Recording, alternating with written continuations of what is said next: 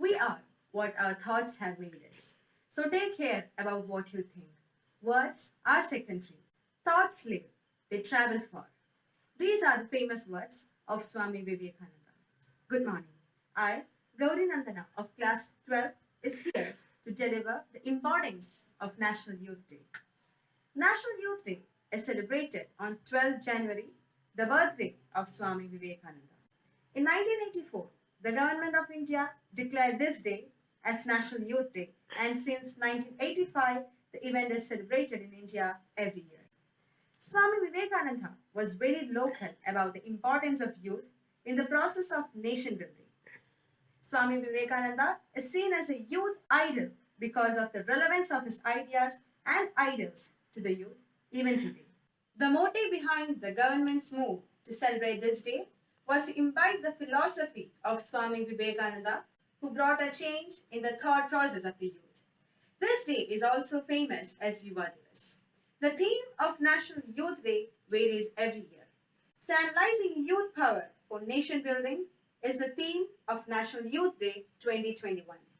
This day is observed all over India in schools and colleges with processions, speeches, music, youth conventions, seminars, yogasanas, presentations, competitions in essay writing, recitation, and sports.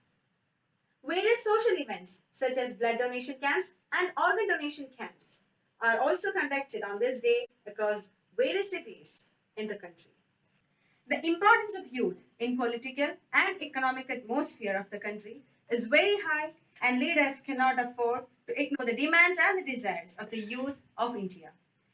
Arise awake and stop not till the goal is reached is one of the famous popular quotes said by Swami Vivekananda, which is a source of inspiration for millions of youth today. Now, we will see a brief life history on Swami Vivekananda. And I wish you a happy and prosperous National Youth Day. Thank you. Swami Vivekanand. It happened on September 11, 1893, at Chicago, in America. A congregation of 7,000 learned men and women spontaneously stood up and applauded for full 2 minutes when an unknown monk from India addressed them as sisters and brothers of America instead of the customary ladies and gentlemen. After this display of spontaneous emotion, the audience sat down and the monk began his extempore speech on Vedanta, the philosophy of Hinduism. The 29-year-old monk mesmerized the gathering with his deep-rooted knowledge on Hinduism and his perspective on world philosophies and other religions. The monk was none other than Swami Vivekananda. The occasion at which the above-mentioned event happened was the first parliament of the world's religions. Swami Vivekananda was born on January 12, 1863 in Kolkata and named Narendranath Datta by his family. His father was a successful attorney and his mother was known to be a woman of deep devotion and wisdom. Narendranath was inquisitive and settled for nothing less than logical explanations to his queries. It is said that he was born with yogic temperament and practiced meditation even as a child. As a student, he excelled in all fields of learning: music, gymnastics, studies, etc. By the time he graduated from Calcutta University, he had acquired a vast knowledge on different subjects, including philosophy and history.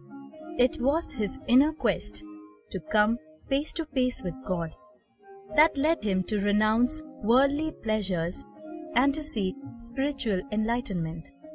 During the course of this pursuit, he became an ascetic, a reformer, a nationalist, and the founder of the Ramakrishna Mission in India. Sri Ramakrishna Paramhans was his guru. Let's study some of the incidents of Narendra's life as a child.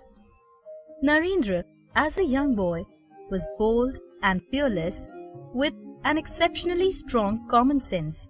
This is an incident when he was barely 8 years old. He used to visit a friend whose family had a champak tree in their compound. The champak flowers are said to be liked by Lord Shiva and were incidentally a favorite of Narendra too. He loved to dangle head down from the tree. One day, as he was swinging from the tree, the old man of the house recognized his voice and approached him. The old man was afraid that the boy might fall and hurt himself, or worse, that he might lose some of his precious champak flowers. He called Narendra down and told him not to climb the tree again. "Why?" asked Narendra. The old man told him that a Brahmaditya, a ghost of a Brahmin, lived on that tree. The ghost, dressed all in white and terrible to look at, wandered in that area at night. The ghost broke the necks of those who would climb the tree. Narendra simply nodded and said nothing, and the old man went away, smiling to himself in triumph. As soon as he had gone some distance, Naren climbed the tree again and was dangling back in his former position. His friend, who was there all along, cried out, "Naren, the Brahmaditya is sure to catch you and break your neck." Naren laughed heartily and said, "What a silly fellow you are! Don't believe everything just because someone tells you.